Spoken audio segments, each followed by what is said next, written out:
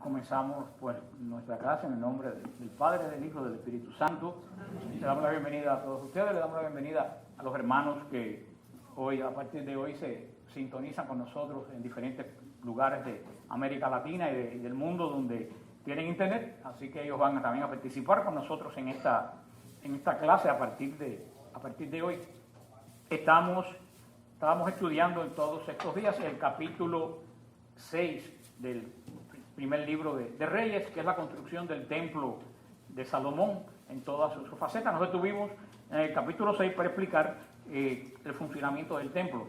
La semana anterior pusimos un video y explicamos gráficamente la vestidura de los sacerdotes, cómo funcionaba, cómo era el templo. Entramos inclusive al templo de Salomón. También, después de esto, la semana pasada, hablamos del templo, hablamos del culto, de las grandes fiestas de Israel. Hablamos la semana pasada, el ciclo de fiestas. Y hoy vamos a hablar del sacerdocio en Israel, para después pasar a hablar más adelante de los sacrificios y continuar con el reinado de Salomón. Le hemos dicho, mientras hemos estado hablando de todo esto, hemos dicho que el templo era el corazón de la vida del pueblo de Israel. Hoy en día a nosotros se nos hace un poco pues difícil entender esto, que el templo es el corazón del pueblo judío, porque hace 2000 años que el templo dejó de funcionar, y para nosotros y para los judíos es ajeno el sentido del templo, pero desde siempre, desde el comienzo del pacto, el centro, el corazón de Israel fue el templo. Y junto con el templo, la figura más importante era el sacerdote, que representaba el sistema religioso, el sistema litúrgico y el sistema de adoración del pueblo de Israel. Como les decía, para nosotros es un poco difícil entender esto porque estamos acostumbrados a la sinagoga, pero la sinagoga no se introduce en Israel hasta después del destierro babilónico. Cuando Israel fue desterrado a Babilonia, no tenían templo en Babilonia donde orar, porque solamente se podía adorar en Jerusalén, y en Babilonia surgieron estas casas de oración que más tarde se llamaron sinagogas. Y cuando los judíos regresaron del destierro, las sinagogas siguieron siendo casa de estudio, más que nada, en Israel, aunque nunca equiparándose, ocupando el lugar del templo. El templo era el corazón de la alianza.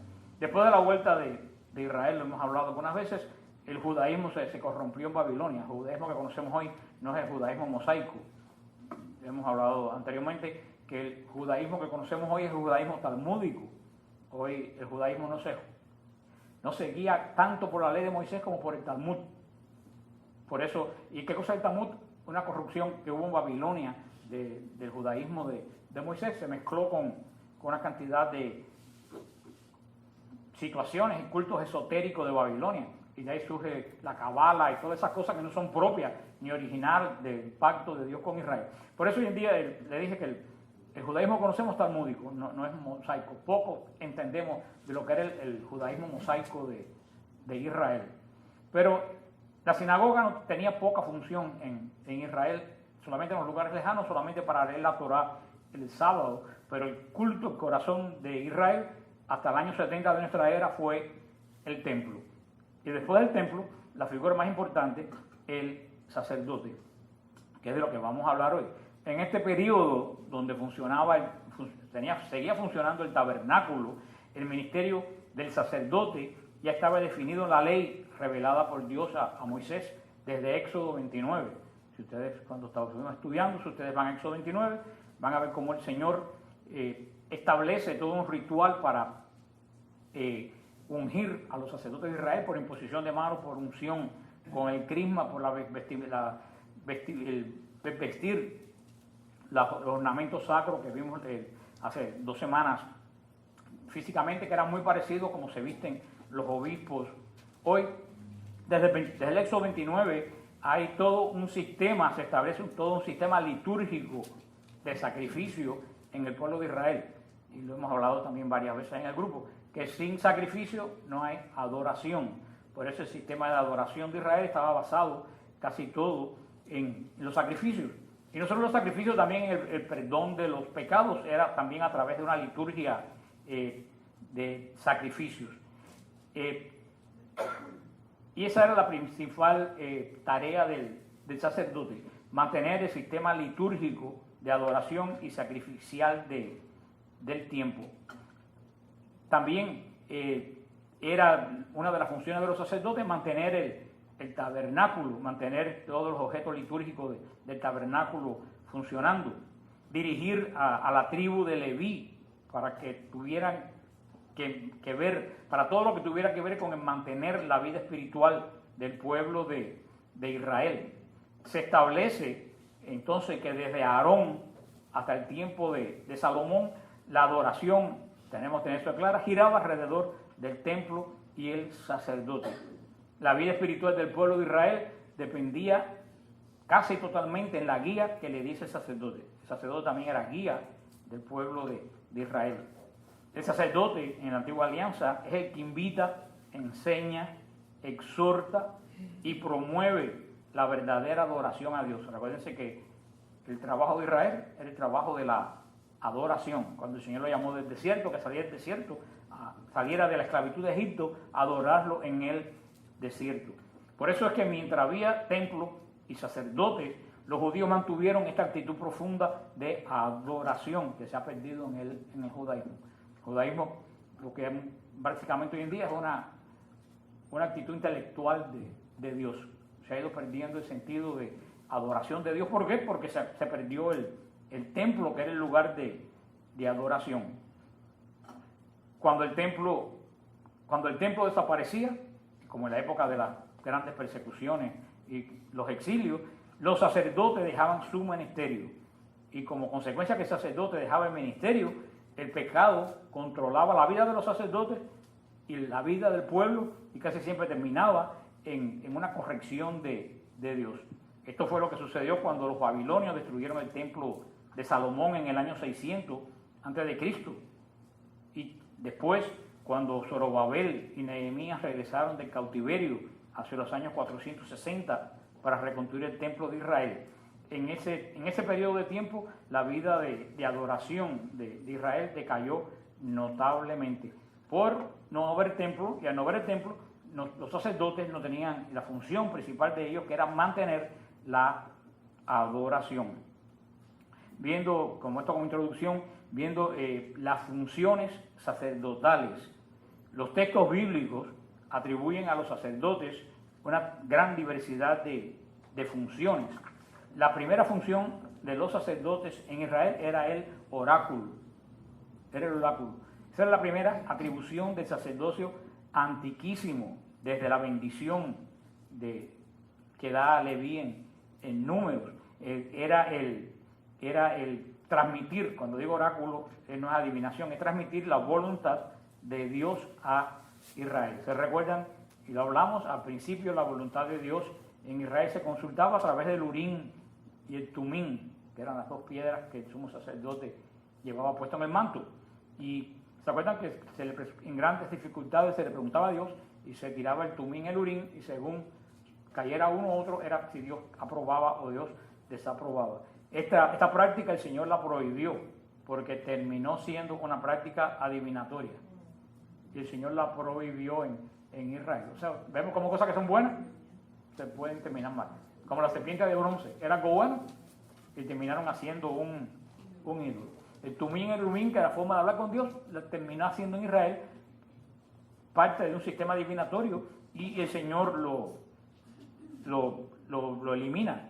En uno de los textos, cuando el rey Saúl, a causa de una dificultad, le dice a Dios: si el pecado está en mí, en mi hijo Jonathan, Señor, Dios de Israel, salga Urim, y si el pecado está en tu pueblo, salga Tumim. Ya en esta época, el pobre rey Saúl, que todo lo enredó y lo echó a perder, y eso es una llamada también para los líderes que no tienen el don de discernimiento. Como un líder de la iglesia, al nivel que sea, que no tenga el don de discernimiento, puede acabar con un grupo, puede acabar con un ministerio, puede acabar con una misma parroquia. Y eso fue lo que fue Saúl, un líder sin discernimiento, y empezó a usar las cosas santas a su propio uso, no para el uso que Dios le había le haya dado. Pero este era en el comienzo, esta era la situación, y después en el Tumín era consultando los libros santos, los sacerdotes era llevar este espíritu de profecía, pero no en el sentido de adivinación, sino en el sentido de traducir la voluntad del Señor a su pueblo. Esa era la primera función del sacerdote. La segunda función del sacerdote era la enseñanza. O sea, primero, la exhortación, el oráculo. Segundo, la enseñanza. Los sacerdotes enseñaban los preceptos de Dios. Primero lo hacían ocasionalmente y después se hace cuando Salomón hace el templo, ya se incluye una escuela sacerdotal en el templo donde las personas iban a instruirse en la ley divina. Recuérdense que Jesús fue encontrado con 12 años departiendo en los atrios del templo con los sacerdotes y los levitas. Los atrios de alrededores del templo, esos amplios atrios que hizo Herodes, se usaban para dar las clases, para debatir las cosas de Dios. Y también, pues, más tarde en la sinagoga, esto pasó a la sinagoga. En Deuteronomio 31:9, Moisés confía la ley a los sacerdotes, hijos de Leví, con el encargo de leerla en el año del perdón delante de todo Israel. El profeta Malaquías observa en Malaquías 2:7, los labios del sacerdote deben guardar la ciencia, y de su boca se viene a buscar la enseñanza. Malaquías 2:7. Mira qué interesante. El sacerdote debe guardar la ciencia y su boca se debe dedicar ¿a qué? A la enseñanza. Pero mira cuál es la primera condición. ¿Cuál es la primera condición? Guardar la ciencia. Sí, un sacerdote, en el caso antiguo o nuevo, no tiene ciencia, que es decir, no tiene el conocimiento de Dios en su corazón, ¿qué cosa es lo que va a enseñar? Es lo que ha dicho el Santo Padre Benedicto XVI, el Papa Francisco lo ha reiterado, que hay que prestar más atención a las homilías, porque en las homilías no se están diciendo absolutamente nada. Y no lo digo yo, si hay algún reclamo, se lo echan la culpa a Benedicto y a Francisco, que lo han dicho 2 veces. Porque si no hay ciencia, ¿de qué cosa va a hablar la boca? Y eso lo dice él.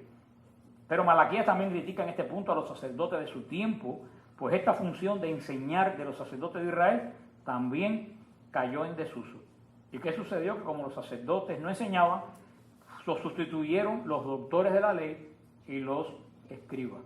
Por eso vemos ya en la época de Cristo que no hay sacerdotes enseñando, que los sacerdotes están gobernando. Vemos que en la época de Cristo lo que enseñan son los escribas y los doctores de la ley. Pero originalmente los doctores de la ley no existían. Los encargados de enseñar eran los sacerdotes. Como sucede hoy en día, si los sacerdotes no enseñan, pues cualquiera como yo tiene que ponerse a enseñar. La otra parte importante de Israel, y de eso vivía el sacerdote, era el culto sacrificial, la liturgia sacrificial del templo.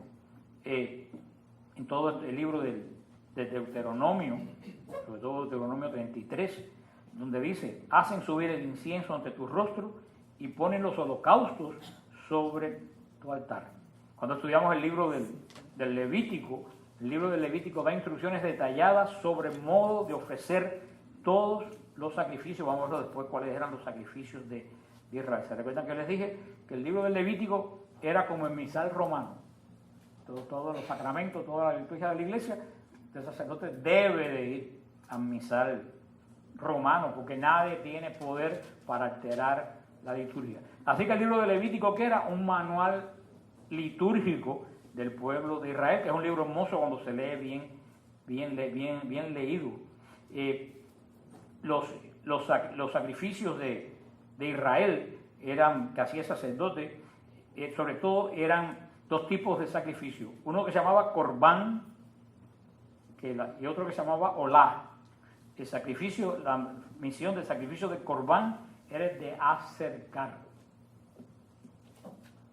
O sea, el corbán acercaba a la gente con Dios.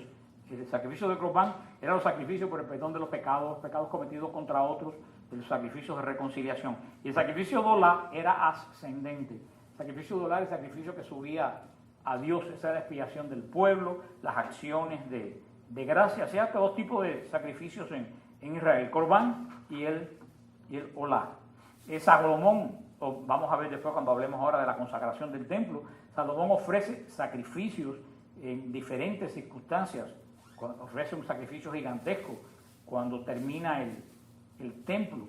También David vimos que ofreció grandes sacrificios cuando trasladaba el arca. Cada 7 pasos se sacrificaba un buey cuando llevó el arca a Jerusalén. Pero el sacrificio, cuando ya Salomón pone el templo, queda litúrgicamente establecido. Ese es el corazón de Israel. Porque sin sacrificio, ¿qué es lo que no hay? Adoración. Olvídense, cuando no hay sacrificio, no hay adoración. Porque la Iglesia Católica es la única que tiene sacrificio. Porque es la única que tiene adoración, ya se los dije. Porque es la única que tiene sacrificio. Tú no puedes decir que una predicación y 4 cantos y 2 panderetazos, eso es adoración. Eso es una adoración. Adoración siempre, olvídense, adoración siempre ligada ¿a qué? A sacrificio. Nosotros el único que tenemos en la iglesia, que tenemos el sacrificio actual de Cristo. Por eso, y esa era la función principal del sacerdote, profundizar la santidad de Dios en cada una de las personas con los sacrificios de Corbán y lograr la comunión del creyente con Dios con los sacrificios de Olá. Los sacrificios principales que se hacían eran los sacrificios, lo vamos a ver dentro de un minuto, los sacrificios de holocaustos y los sacrificios de comunión. Eran 2 de los sacrificios que más se celebraban en el templo. Después de la gran catástrofe del exilio babilónico, se empezaron a usar los sacrificios de expiación, porque se dieron cuenta que algo andaba mal en Israel, que no solamente podían haber sacrificios de adoración a Dios y de comunión, sino que también había que expiar las faltas de Israel, y después del exilio babilónico, los sacrificios de expiación tomaron también pues parte de la vida del templo. O sea que tenemos que la función sacerdotal era llevar la palabra de Dios, el oráculo, la enseñanza, el culto sacrificial. Otra función del sacerdote era la pureza ritual. La participación en el culto de Israel requería la pureza ritual, que la define la ley. Los sacerdotes tenían que evitar todo contacto que los volviera impuros. Se recuerda en el caso de la parábola que subió un sacerdote a Jerusalén y vio un samaritano lleno de sangre y dio la vuelta. No es que fuera insensible, es que si él tocaba al samaritano envuelto en sangre, se volvía impuro y no podía ministrar en el templo. Ahora Jesús le va a decir, más importante que la ministrar en el templo es la misericordia. Pero no entendemos mal la parábola cuando pensamos que el sacerdote era mala persona. No era una mala persona, él estaba haciendo lo que tenía que hacer. Él no podía tocar a una persona que estuviera llena de sangre, porque esa persona también podía estar muerta. Y si él iba a Jerusalén a ministrar y se volvía impuro, no podía ministrar. Por eso, porque esa era otra de las tareas principales de los sacerdotes. Los defectos físicos, las enfermedades, eran impedimentos para poder ser sacerdote en Israel. Eso lo habla Levítico 21. Todo tipo de imperfección externa en el cuerpo incapacitaba a la persona, porque el sacerdote representaba a Dios y Dios no podía tener defectos. Eso era para los sacerdotes en común. Para los sumos sacerdotes las reglas eran todavía más estrictas. El sumo sacerdote no podía guardar luto ni siquiera por su padre ni por su madre. Eso dice Levítico 21:11.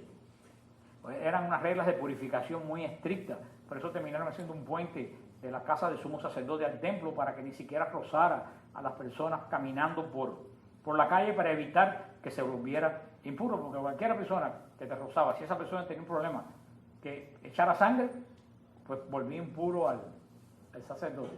Por eso recuérdese también el hecho en la Escritura de aquella mujer con el flujo de sangre, la hemorroísa, que tocó a Jesús, y dice que a la mujer le daba pena salir. ¿Por qué? Porque la mujer sabía que había hecho algo bien feo referente a la ley. Porque si ella tenía un flujo de sangre, todo lo que ella tocaba se volvía impuro, y había tocado a Jesús. Por eso que la mujer tenía pena, por eso dice el Evangelio que la mujer no quería salir, es decir, fui yo quien te toqué. Pero esa es la gran bendición de Dios, que en vez de Jesús volverse impuro, la mujer se volvió pura, porque Dios es el que santifica. Pero para entender el Evangelio tenemos que entender todo esto. Tenían que evitar los roces, porque una persona impura te rozaba y tú te podías, el sacerdote se volvía impuro y no podía ministrar. El sacerdote tenía la responsabilidad de asegurar el culto, que el culto fuera perfecto, y controlar la pureza ritual de todos los que participaban. Todos los que participaban en el culto de Israel tenían que tener pureza ritual. Nadie impuro podía participar en el culto de Israel. ¿Cuáles son purezas? ¿Cómo? Rituales. Casi siempre eran purezas externas. Por eso el Señor va a decir después que no vale tanto la pureza externa como la pureza. Y aunque muchas veces la pureza externa refleja la pureza interna. Pero por eso se acuerdan que es lo que había en la entrada del templo. ¿Se recuerdan lo que había? El mar de bronce. ¿Para qué? Para la pureza ritual. Si tú no tenías pureza ritual, el sacrificio Dios lo rechazaba. Hoy en día, en este pacto, no se nos pide tanto la pureza externa como la pureza interna. Por eso, si tú no estás en gracia, de poco te beneficia la Eucaristía ni cualquier cosa que tú celebres. Dios es puro, Dios es santo y exige de sus seguidores exactamente lo mismo. Por eso, antes de comenzar la Eucaristía, ¿con qué palabra comienza la Eucaristía? Antes de comenzar los sagrados misterios, reconozcamos nuestros pecados. Por eso la Eucaristía te dice, para tú poder tener comunión con Dios, tú tienes que reconocer y pedir perdón de tus pecados. Por eso el sacerdote dice de una forma general que el Señor absuelva de sus pecados y toda esta fórmula absolutoria, que no es la fórmula de la confesión, pero que de cierta forma nos anima a ir a la confesión. Por eso en Israel la pureza cultural era externa. En el nuevo pacto la pureza cultural es interna. La presencia de una persona impura en la asamblea hacía que toda la asamblea se volviera impura. Por eso tenía que los sacerdotes estar vigilando que todos los que entraran cumplieran todos los rituales de purificación. Otra de las impurezas más tremendas en Israel era la lepra. Porque la lepra era una gran impureza, porque la lepra se corrompía el cuerpo y Dios es el incorruptible. Por eso todo lo que se corrompe es imagen de lo que no es Dios. Por eso que la lepra era tan eliminada en Israel, porque decía, Dios nunca se corrompe, Dios siempre es el mismo. Como dice, el santo no conocerá la corrupción. Y por eso que el leproso comenzaba a corromperse, era también tremendamente impuro. Pero lepra no se consideraba solamente lo que conocemos hoy como lepra. Cualquier tipo de rash que le salía a la persona era considerado lepra. Y esa persona era separada hasta que aquello se le curaba. Si era una cosa transitoria, se le curaba y había un ritual para volverlo de purificación, para volverlo a incorporar a la vida del culto de Israel. El Levítico da todas las señales en cuanto a esta reincorporación, porque recuérdense que la lepra no era solamente la lepra de hoy. A ti te salía un sarpullido o cualquier cosa y te podían declarar leproso y tenías que separarte hasta que eso pasara y volvieras a tener un baño ritual. La pureza litúrgica era extremadamente importante en Israel y el sacerdote tenía que cuidar de esa pureza. Como el sacerdote hoy debe cuidar de la pureza de su congregación, ¿a través de qué? Del sacramento de la confesión. Fíjate que todo esto que estamos viendo lo tiene que hacer el sacerdote hoy en día. El sacerdote en Israel tenía que llevar la palabra de Dios, el oráculo. El sacerdote hoy en día debe llevar la palabra de Dios. El sacerdote en Israel tenía que enseñar. El sacerdote hoy en día tiene que enseñar. El sacerdote tenía que ministrar el sacrificio. Hoy en día nuestros sacerdotes tienen que ministrar el sacrificio. El sacerdote en Israel tenía que cuidar la pureza ritual de su congregación. Entre nosotros también el sacerdote debe cuidar la pureza ritual. Por eso que el Santo Padre, tanto los papas Juan Pablo como Benedicto y Francisco han insistido a los sacerdotes que tienen que dedicar más tiempo a la confesión y a la dirección espiritual. Otra de las funciones del sacerdote era la bendición. Esa era la función más positiva del sacerdote. El sacerdote tenía la obligación de bendecir en el nombre de Dios. Algunas personas en Israel compartían el derecho de bendecir. Y por supuesto el padre de familia bendecía y sigue bendiciendo. Al final del Shabbat, ese padre de familia siempre bendice hasta el día de hoy a sus hijos. El padre de familia tenía el deber de bendecir. Así lo dice desde Génesis 27:4. Pero la bendición sacerdotal ponía el nombre del Señor sobre los hijos de Israel. Eso es lo que era bendecir, era poner el nombre de Dios sobre la congregación de Israel. El libro de los Números indica la forma ritual, el número 6, 22 al 27. El número 6, de 22 a 27, indica cómo los sacerdotes, y a ver quién se acuerda cuando el sacerdote bendecía litúrgicamente desde el templo, ¿en qué momento del día? En el sacrificio de la mañana. Era el único momento que el sacerdote bendecía así. Mira tú qué interesante. Era como los sacerdotes bendecían, que el Señor te bendiga a los guardes, muestre su rostro, le dé su paz. Pero fíjate, ¿qué es lo que hay en el medio? Y suelto a los lados que hay 3 dedos. Fíjate que es la Trinidad. Ellos no se daban cuenta desde todos los siglos. Esa es la forma sacerdotal de bendecir en Israel, y todo indica la Trinidad. Esa es la forma en que los sumos sacerdotes y los sacerdotes bendecían todas las mañanas al pueblo de Dios. Y recuérdense, ¿qué cosa es la bendición? Poner el nombre de Dios sobre la congregación. Porque desde siempre el nombre de Dios ha sido un nombre poderoso. Por eso ponían el nombre de Dios sobre la congregación y pedían la paz, la fecundidad de la tierra. La última función que tenían los sacerdotes era la custodia del santuario. En Levítico no se hace referencia específicamente a la relación entre el sacerdote y el santuario, porque acuérdense que cuando se escribe Levítico no había santuario. El arca andaba en el tabernáculo por el desierto, pero después los textos ya más tardíos demuestran tremendamente que los sacerdotes, la misión era la custodia del santuario. Y esto era muy importante. El sacerdote era el hombre del santuario. Punto. El sacerdote vivía por y para el santuario. El sacerdote tenía el privilegio de poder entrar al lugar santo. Era el que tenía la misión de cuidar el santuario y todos los objetos santos. Fíjate que en Números 3:38 dice: todo extraño que se acercaba era castigado con la muerte. Nadie podía entrar al santuario, al lugar santo donde entraban los sacerdotes. Por eso era un altísimo honor el ser sacerdote, porque él podía entrar al lugar santo. Y se recuerdan cuando hablamos de Números, que hablamos de los objetos del templo, inclusive cuando pusimos la película, hablamos con qué reverencia se trataban todas las cosas del templo, hasta las palas de retirar la ceniza del holocausto. Cuando se llevaban los vasos sagrados, se llevaban en procesión, nada era tirado ni dejado a un lado. Todas las cosas santas de Israel se trataban con una tremenda reverencia, porque estaban en el culto a Dios. Se recuerdan también lo que les dije la semana pasada, que había una guardia de sacerdotes en el templo que caminaban por el templo con unos garrotes, y cuando veían un sacerdote que caminaba de forma irrespetuosa le daban garrotazos. Ese era el temor que tenía Israel. ¿Por qué? Porque conocía la grandeza del Dios que servía. Y ellos decían, en la casa de Dios todo el mundo debe comportarse con decoro, hasta en el caminar deben manifestarse con el vestir. Los sacerdotes entraban al santuario sin zapatos.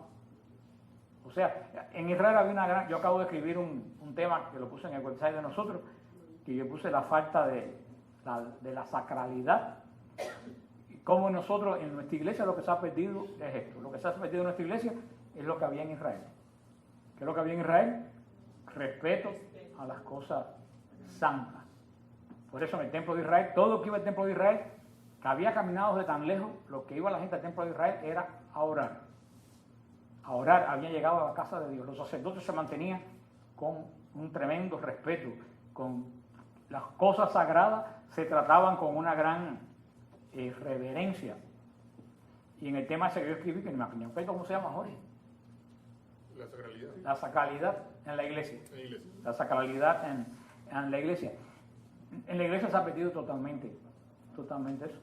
totalmente. Y yo lo escribo en el... Y yo creo que en la iglesia se ha perdido eso sencillamente porque hemos dejado de saber a quién estamos adorando. Cuando tú te olvidas de a quién estás adorando, te comportas en la iglesia como te comportas en el supermercado o peor. Y desafortunadamente eso es lo que estamos viendo en la iglesia.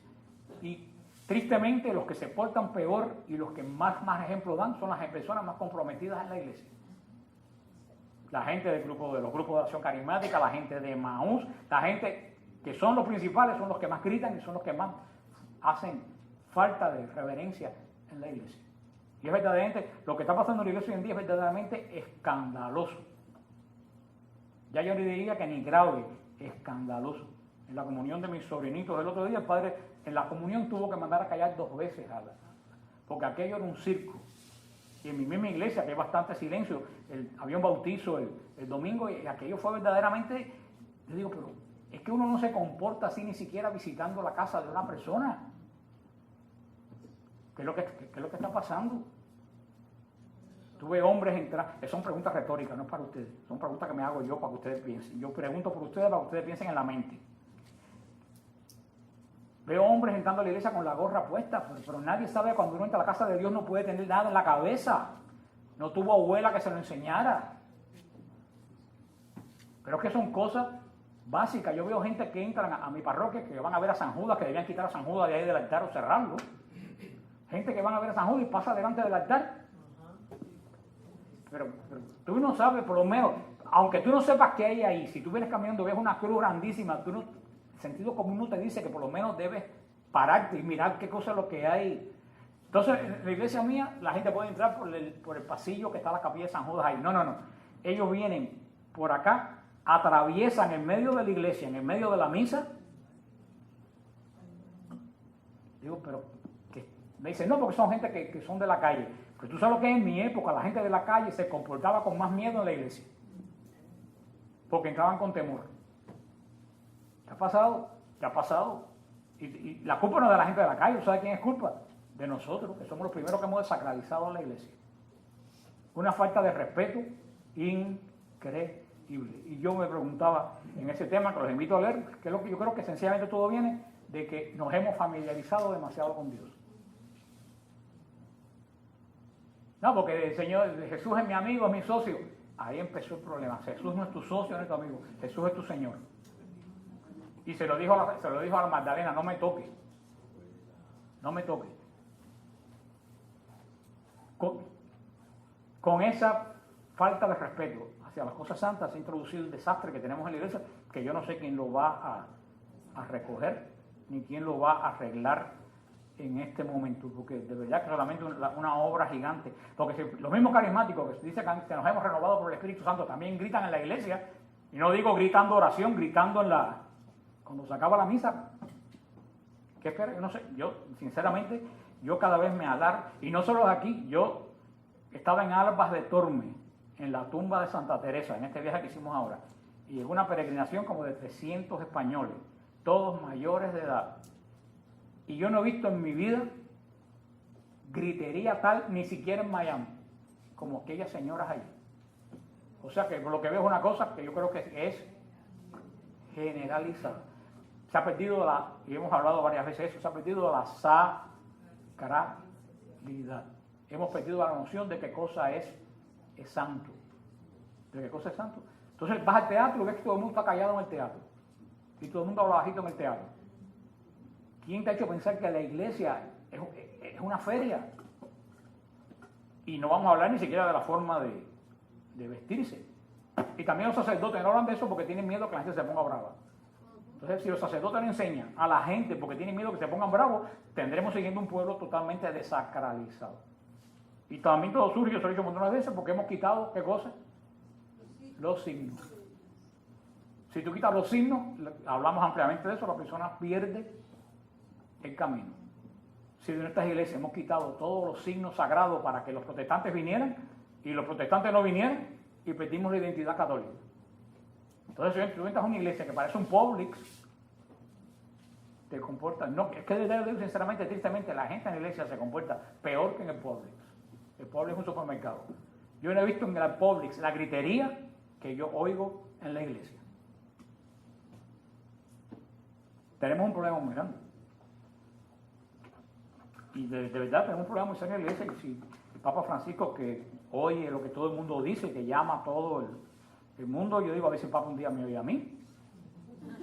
Y le voy a decir, sí, que si yo tuviera hablar con el Padre, mire, Papa, mire, Santo Padre, olvídese de la periferia y mire para dentro de la iglesia. Porque estamos mirando para la periferia, para los pobres, para los que están lejos, pero en el medio de la iglesia la cosa se está derrumbando. No mire tanto para allá y mire para la parte de adentro. Porque si adentro no se arregla, ¿qué le vamos a ofrecer a los que están afuera? ¿Qué le vamos a ofrecer? Gente que venga a dar gritos y venga a desacralizar la iglesia.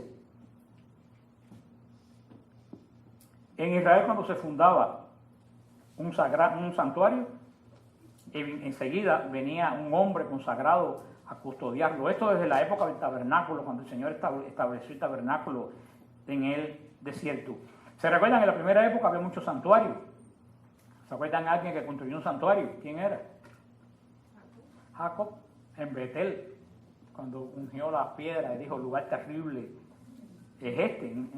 En Siquén, en Betel, en Hebrón, también Abraham ofreció sacrificio, pero siempre había un santuario, había un hombre santo para custodiar el santuario. Después de la conquista de Jerusalén, que el arca de Dios subió a la capital, ya se estableció ya el culto como lo conocemos hasta la época de Cristo, y se asentó el orden sacerdotal y comenzó pues ya la liturgia, no ya moviéndose por diferentes lugares, sino de forma fija en Jerusalén, y así estuvo por 600 años hasta la destrucción del templo. La organización del culto sacerdotal, la organización del culto, ¿en qué se fundaba? Se fundaba en el concepto de la santidad. Era el fundamento del culto sacerdotal. Recuérdense que todo el sistema levítico, todo el sistema sacrificial levítico era para mantener la santidad del pueblo de Dios. Era como reconectar al pueblo que había pecado con el Dios que había sido agraviado. El punto de partida de este concepto cultural de la santidad, el punto de partida era el reconocimiento de la tremenda santidad de Dios. Y ahí tiene que partir todo. Yo creo que eso, de ahí lo que le he dicho, que es lo que nos está pasando a nosotros. Si tú no reconoces, no solo de la santidad, sino de qué, de la tremenda, santidad de Dios.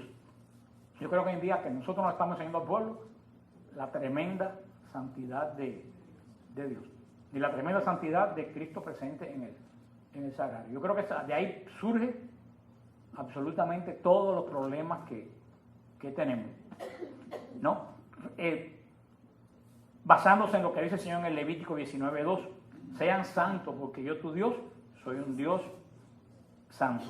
Y ahí viene la importancia, siendo Dios santo, para entrar en relación con Dios hay que ser santo. Ahí es donde está la cosa. Si somos seguidores de un Dios santo, si Dios es tremendamente santo, para yo entrar en relación con Él, yo tengo que ser santo. Y cuando en Israel, y nosotros nos damos cuenta que no somos santos, ahí entraba el sistema sacrificial de Israel, que acercaba a Dios al hombre en los sacrificios de Corbán, los sacrificios de Corbán y de Olá. En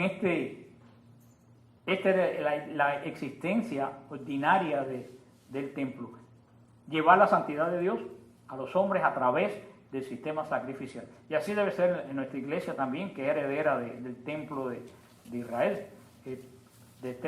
La iglesia debe partir reconociendo la tremenda santidad de Dios. Ese es el primer paso. Y después, cuando tú reconoces la tremenda santidad de Dios, tú tienes que decir, yo que no soy santo, ¿qué puedo hacer para acercarme a Dios? Porque si una persona no santa no puede acercarse al Dios santo.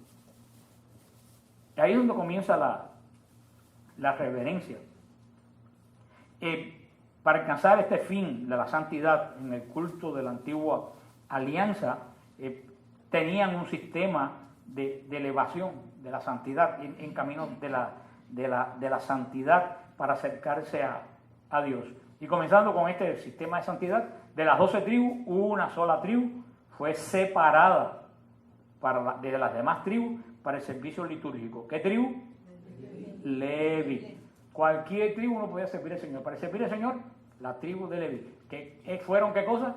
Separados. Y ahí es donde está también yo creo que la falta de sacralidad en la iglesia. Que los levitas estaban como separados. Tú no puedes consagrarte a Dios y seguir viviendo y siendo exactamente como todos los demás que no están consagrados. Ahí está el asunto. Si los sacerdotes quieren ser como los de la calle, entonces ya empezó el problema ya. Tú no puedes detectar una persona que está consagrada. Y hace 40 años que empezamos quitándose los hábitos. Es como si tú me das una cosa ahora y me caigo muerto aquí. Ninguno de ustedes saben que Ángel es médico porque no tiene puesto la bata. Nadie me ayuda.